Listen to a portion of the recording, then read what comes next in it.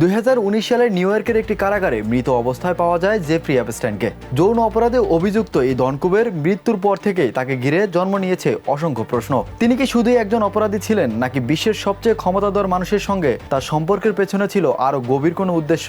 2026 সালের জুলাইয়ে মার্কিন উপরাষ্ট্রপতি জেডি ভেন্স পডকাস্টার জো রোগানের সঙ্গে প্রায় 3 ঘন্টার এক সাক্ষাৎকারে এই প্রশ্নগুলোকে নতুন করে সামনে নিয়ে আসেন। রোগান যখন অ্যাপস্টাইনের সঙ্গে ইসরায়েলি গোয়েন্দা সংস্থা মোসাদের সম্ভাব্য যোগসূত্র নিয়ে প্রশ্ন তোলেন, জেডি ভেন্স তখন স্বীকার করেন যে অ্যাপস্টাইনের মার্কিন ও ইসরায়েলি উভয় দেশের গোয়েন্দা মহলের সঙ্গেই যোগাযোগ ছিল বলে তিনি মনে করেন। তিনি বিশেষভাবে উল্লেখ করেন এই সংযোগ ইসরায়েলি রাজনীতির বামপন্থী অংশের সঙ্গে বেশি সম্পর্কিত ছিল বলে ধারণা, ডানপন্থী অংশের সঙ্গে নয়। তবে গুরুত্বপূর্ণ বিষয় হলো জেডি ভেন্স নিজেই স্বীকার করেন যে এই দাবির সপক্ষে কোনো প্রকাশ্যে নথি বা প্রামাণ্য দলিল তার কাছে নেই। তিনি নিজেকে অ্যাপস্টাইন ষড়যন্ত্র তত্ত্বের একজন পুরনো সমর্থক বলে বর্ণনা করেন।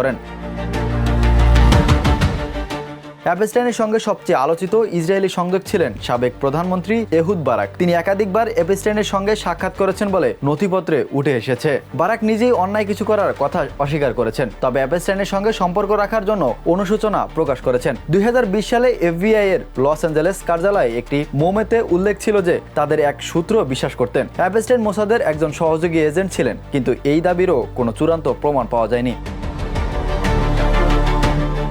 তবে এই ষড়যন্ত্রের তত্ত্বের বিরুদ্ধে জোরালো প্রতিক্রিয়াও এসেছে। ইসরায়েলের সাবেক প্রধানমন্ত্রী নাফতালি বেনেট প্রকাশ্যে এই দাবি অস্বীকার করেছেন যে অ্যাপস্টাইন ইসরায়েল বা মোসাদের হয়ে কাজ করতেন। বর্তমান প্রধানমন্ত্রী বেনিয়ামিন নেতানিয়াহু একই সুরে বলেছেন, বারাকের সঙ্গে অ্যাপস্টাইনের ঘনিষ্ঠতা এই ইঙ্গিত দেয় না যে অ্যাপস্টাইন ইসরায়েলের হয়ে কাজ করতেন। সাবেক ইসরায়েলি গোয়েন্দা কর্মকর্তারাও সংবাদ মাধ্যমকে বলেছেন অ্যাপস্টাইন কখনো মোসাদের হয়ে কাজ করেননি এবং এই অভিযোগ সংস্থাটির কার্যপদ্ধতির সঙ্গে সামঞ্জস্যপূর্ণ নয়। বিশ্লেষকরা উল্লেখ করেছেন বেন্সের এই মন্তব্য এমন এক সময় এসেছে যখন তিনি একই সাক্ষাৎকারে ইরান যুক্তরাষ্ট্র ইসরায়েল সম্পর্কের আলোচনাও করেছেন। কিছু সাংবাদিক ও বিশ্লেষক এই প্রসঙ্গে সতর্ক করে বলেছেন যে অ্যাপস্টাইন মোসাদ সংযোগের তত্ত্বগুলো বছরের পর বছর ধরে ছড়িয়ে পড়েছে এবং প্রায়ই ইহুদি বিদ্বেষী বক্তব্যের দিকে মোড় নিয়েছে। জেফ্রি অ্যাপস্টাইনের মৃত্যুর 6 বছরের বেশি সময় পরও তাকে ঘিরে থাকা রহস্যের অনেকটাই এখনো অমীমাংসিত।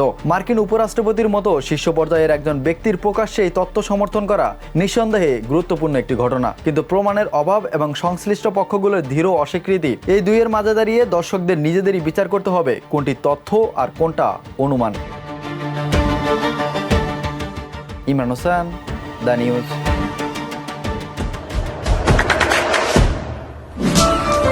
দেশে দেশে সবার সাথে দ্য নিউজ।